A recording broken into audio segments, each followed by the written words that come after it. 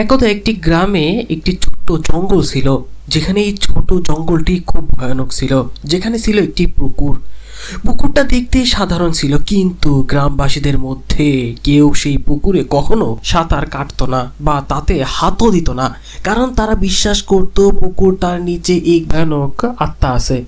অনেক বছর আগে এক রাতে তরুণ এক পুলিশ অফিসার তিনি শুনেছিলেন যে কেউ যদি পুকুরের কাছ থেকে চুপচাপ উধাও হয়ে যায়, সে পুকুরে গিয়ে দেখতে পাবে তার চোখের সামনে এক ভয়ঙ্কর আত্মা। সেই পুলিশ অফিসার খুব সাহসী এবং খুবই চতুর ছিল। এই পুলিশ অফিসার ঠিক করলো সে এই ভূতের রহস্য উন্মোচন করবে।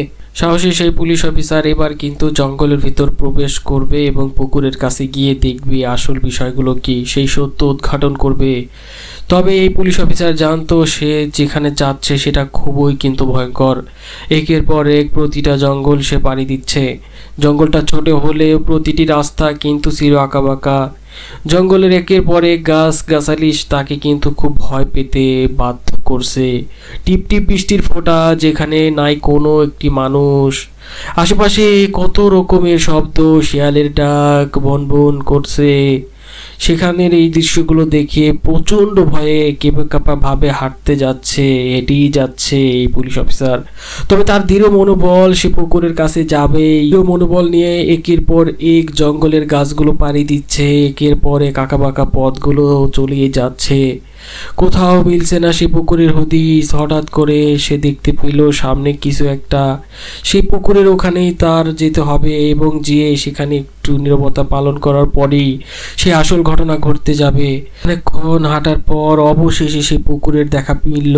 পুকুরের জল পারে এক অদ্ভুত নাড়াচাড়া হচ্ছে।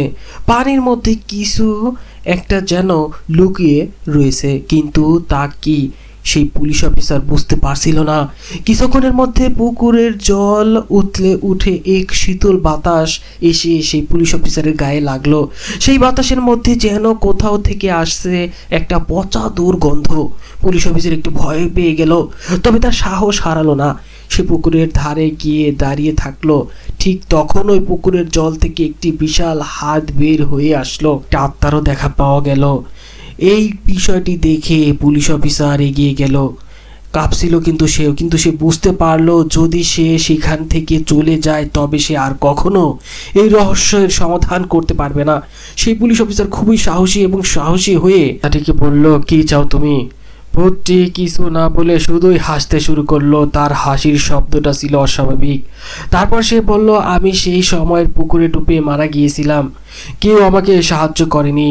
এখন আমি চাহিদা পেলে কেউ না কেউ প্রতি রাতে এসে আমাকে দেখতে আসবে, তবেই আমি শান্তি পাবো। রাতে যতই গ্রামবাসীরা পুকুরের পাড়ে গিয়ে দাঁড়িয়ে থাকে, তাদের মধ্যে এক এক করে হঠাৎ অদৃশ্য হয়ে যাওয়ার ঘটনা ঘটতে থাকে।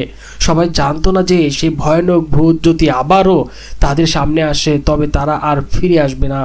আর তারপর থেকে পুকুরের আশেপাশে কেউ রাতের বেলা যেতে সাহস করতো না। সেই পুকুর আজও জঙ্গলের মধ্যে রয়ে গেছে, কিন্তু সেখানে আর কেউ আর পা রাখে না, কারণ তারা জানে ভূত এখনো সেই পানির নিচেই বসবাস করে আছে। অবশেষে পুলিশ অফিসার এমন একটি ঘটনা সত্য উদ্ঘাটন করে দিল।